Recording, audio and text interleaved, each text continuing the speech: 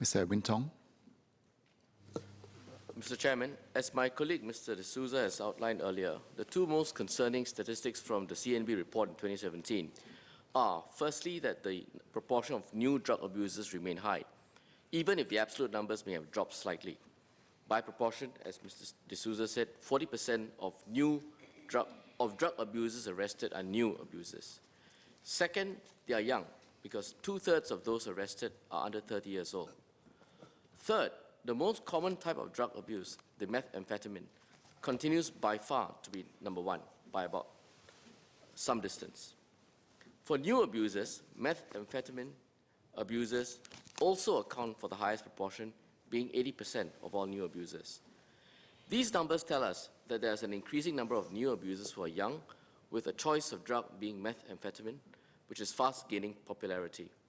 It is a drug which is synthetically manufactured, which makes it easier to produce, and it is no coincidence that of worldwide seizures of drugs, methamphetamine constitutes the highest proportion, out of which the greatest volume seized come from East and Southeast Asia. Drug production facilities are known to be located near to Singapore, which places our country at a greater risk of having those drugs come onto our shores.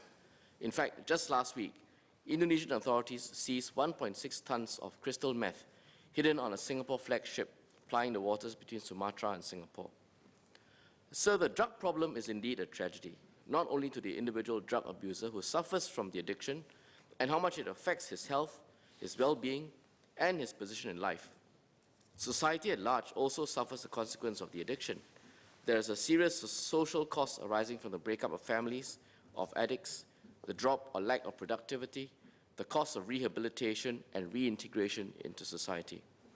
There's also the problem caused by drug-related crimes, commonly stealing, housebreaking, robbery, all of which goes towards supporting the habit, and they lend themselves to a less safe Singapore.